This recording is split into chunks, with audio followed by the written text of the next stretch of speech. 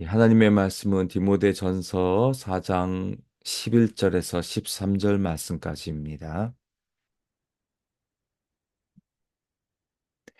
너는 이것들을 명하고 가르치라. 누구든지 내 연소함을 업신여기지 못하게 하고 오직 말과 행실과 사랑과 믿음과 정절에 있어서 믿는 자에게 본이 되어 내가 이를 때까지 읽는 것과 권하는 것과 가르치는 것에 전념하라. 아멘. 사도 바울은 계속해서 그리스도의 좋은 일꾼이 어떤 사람인지를 말하고 있습니다. 특별히 오늘 읽을 말씀은 아주 현실적이고 뼈골 때리는 조언을 디모데에게 해 줍니다. 어찌 보면 이런 말을 듣는 것 자체가 디모데에게는 자존심 상하는 일일 수 있습니다. 그런데 사도 바울이 디모데에게 이렇게 현실적인 조언을 합니다. 일단 12절 말씀 보십시오. 누구든지 내 연소함을 업신여기지 못하게 하고 우리는 이 디모데 전서를 읽으면서 디모데가 에베소 성도들로부터 업신여김을 받았구나를 알게 됩니다. 그럴 수밖에 없는 것이 디모데는 지금 30대 후반이나 많아봤자 40대 초반의 젊은 목회자이니 얼마나 나이가 어리고 업신여김을 당하겠습니까? 그래서 5장을 보시면 사도 바울이요 에베소 교회의 이 다양한 연령의 성도들을 어떻게 대해야 하는지도 자세하게 디모데에게 설명해 줍니다. 물론 디모데에게 자신이 업신여김을 당하는 것 자체가 드러나서 마음이 상할 수도 있지만, 그러나 교회 다양한 성도들을 어떻게 대해야 할지를 이렇게 디테일하게 설명해 주는 멘토가 있다는 것에 디모데는 정말로 감사해야 합니다. 저도 얼마나 부러운지 모릅니다.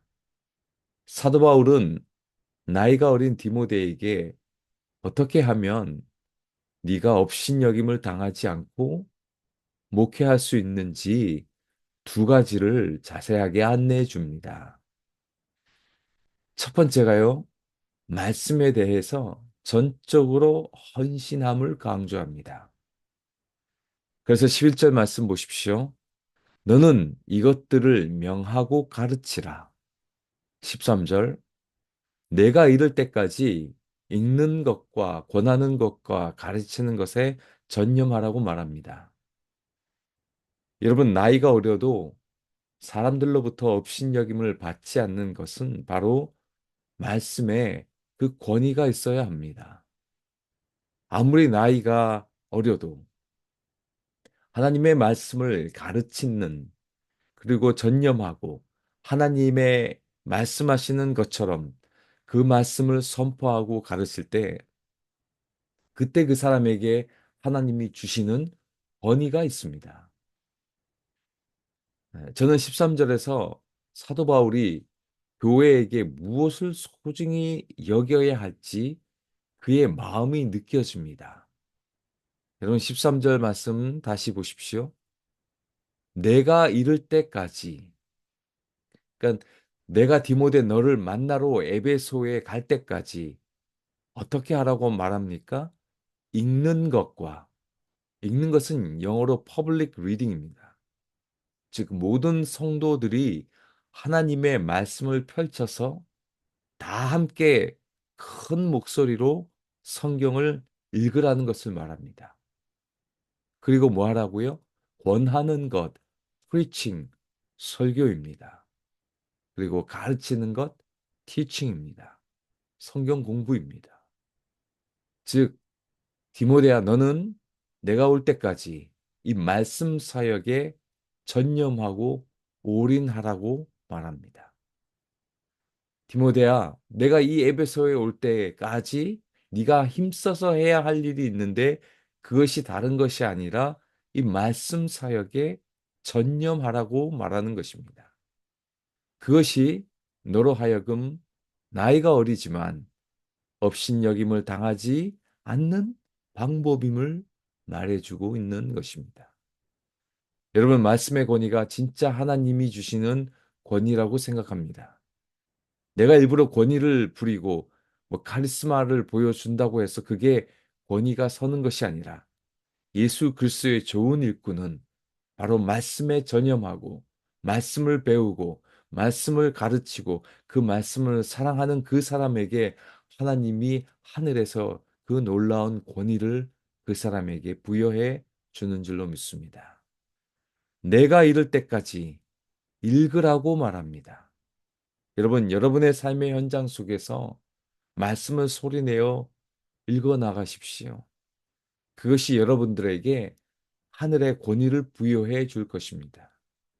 디모데가 어리지만 누구도 함부로 할 수 없게 하는 것이 그게 말씀이라고 말합니다. 동일합니다. 우리도 마찬가지입니다.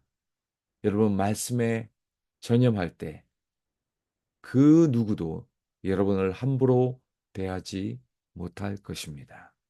이 말씀에 전념하시고 말씀을 읽어 나가시고 말씀을 가까이 함을 통해 하나님이 주시는 그 놀라운 권위가 여러분 안에 있게 되기를 간절히 축원드립니다. 그리고 나이의 연소함 때문에 업신여김을 받지 않는 두 번째 방법은 생활의 본을 보이라고 말합니다. 여러분 12절 하반절 말씀 보십시오. 오직 말과 행실과 사랑과 믿음과 정절에 있어서 믿는 자에게 본이 되어. 여러분, 부모님이 자녀에게 본이 안 되면 아무리 가르쳐도 씨알도 먹히지 않습니다. 아버지가 자녀에게 너 시간 날 때마다 공부 좀 해라고 말하면서 아버지는 시간 날 때마다 매일 TV만 보고 있다면 그 아버지는 자녀에게 본이 되지 않습니다. 목회자나 교회 리더나 일꾼들도 마찬가지 아닙니까? 거룩하게 살라고 사랑하라고 말하는데 그렇게 행동하지 않고 생활하지 않는다면 본이 될 수 없습니다. 물론 우리가 어떻게 다 완벽할 수 있고 또 완전한 사람이 없습니다. 실수하고 넘어질 때도 많습니다. 그러나 최소한 본이 되어야 합니다. 여러분, 여기서 본이 된다라고 하는 말의 원어적 의미가 참 중요한데요. 그게 패턴입니다. 어떤 삶의 패턴이 형성되어야 합니다. 어떻게 우리가 말과 행실과 사랑과 믿음과 이 순결에 완벽할 수 있겠습니까? 그러나 최소한 우리 생활에 그 경건의 패턴, 양식이 그래도 형성되어야 합니다. 즉, 어떤 그릇, 양식을 만들어내야 그 안에 하나님이 주시는 은혜를 채워 넣을 수 있습니다. 신앙생활에도 나름대로 여러분 말과 행동에 그리스도의 향기를 바라는 그 어떤 패턴, 양식을 어느 정도 형성되어 있어야 합니다. 아무렇게나 마음대로 어떤 패턴 없이 양식 없이 그렇게 신앙생활 할 수 없습니다. 그래서 7절 말씀 다시 보십시오. 망령되고 허탄한 신화를 버리고 경건에 이르도록 내 자신을 연단하라. 훈련해야 합니다. 훈련하고 연단해야 어떤 패턴을 만들어내야 진짜 실제 경기에 나가서 이길 수 있는 것입니다. 그 패턴이 형성될 때 우리의 생활이 안정을 찾고 그 모습이 자연스럽게 사람들에게 본을 끼치고 그렇게 했을 때 여러분이 존경받게 되는 것입니다. 여러분 이렇게 이 아침 기도에 하는 것이 얼마나 중요합니까? 여러분의 이 신앙의 패턴, 양식들을 만들어내는 귀중한 일입니다. 사랑하는 성도 여러분, 말씀에 전념하십시오.